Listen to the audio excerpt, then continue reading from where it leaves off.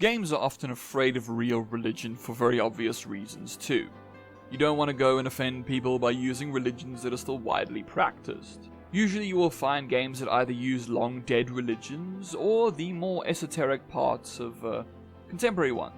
Creators like to use mythology, even though all mythology is religion, regardless of whether or not it is still practiced. A great way to see this in action is with games and other media that love to use Christian mythology.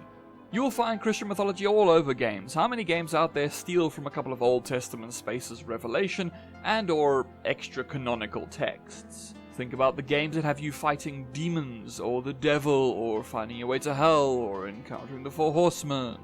However, you can use Christian mythology just fine and usually get away with it, provided you don't incorporate Jesus Christ into your game. Have demons and everything else, but no Jesus. That is a real big no-no. Very few games lean in quite as hard without ever quite crossing the line as Blasphemous though. There is no Jesus in the game, but the whole thing is very clearly from a deeply Catholic place. Everything about it reeks of a Catholic influence, specifically Spanish Catholicism. You will find extensive use of imagery that has come to be associated with Catholicism, such as baptismal iconography, holy infants, and a whole lot of thorns. Furthermore, the design of the armor of the protagonist is very closely associated with Catholic design. It has a Catholic penitent's helmet, while many who are less familiar with their Catholicism may think the helmet looks more like KKK than Catholic. That's just because that's where the KKK stole their design from. Other than those visual aspects that come from a Catholic place, there is the fixation on miracles and blood. The baptismal use of blood, the fixation on pain, and the use of highly exaggerated artistry in temple locations all aid in the production of an association with a real religion. The religion found in Blasphemous is not Catholicism, it just isn't.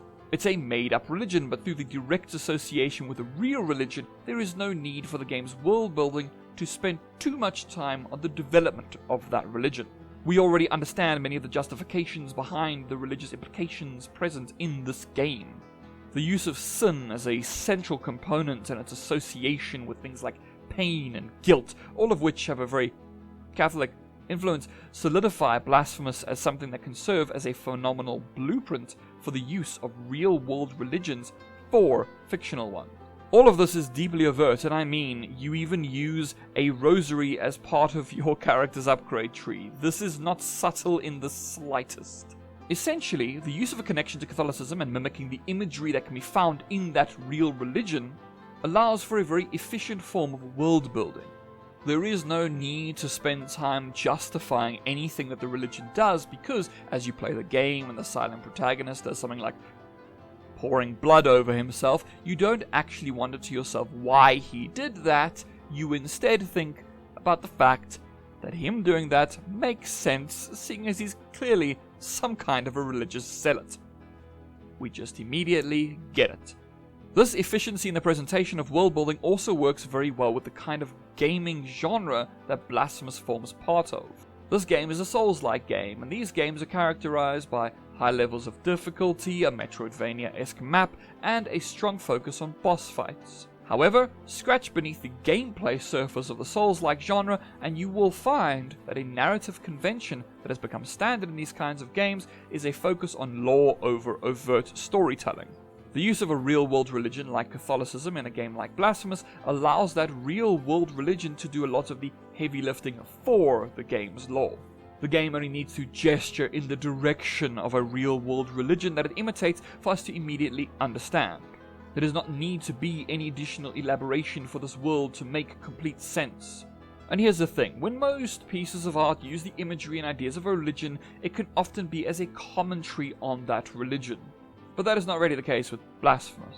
This game may use the imagery of an alive religion, but it does not say much about the religion. Instead, it steals the aesthetics of this real-world religion to serve as set dressing for its own fictional one. And this fictional one is also fundamentally darker in what it presents to us. Catholicism and other Christian denominations have plenty of darkness within them, but they are not as dark and bloody as Blasphemous' fictional religion. But it does not need to be a commentary of some kind for it to use this religion for its own means. The fact that the game also uses a central Christian sin as its title means that the use of this real-world religion is also likely tied to a certain shock value purpose. The game wants to be shocking. It wants to take Catholic imagery and dial it up into a far bloodier and darker place. And so even though Blasphemous does not actually incorporate real Catholicism into its design, it does not need to do so. Through the imagery and narrative of the game, we can see the religious influence and understand how it took those ideas. We can also see why it took and elaborated on those ideas. If you want to incorporate something real into your game to serve as an efficient means of world building that does not force the player to become bogged down in reading lore excerpts, Blasphemous is a great blueprint to study. From the very beginning of the game, you are subjected to an understandable, if dark, world that feels like its images would not feel out of place painted onto the interior of a Catholic cathedral.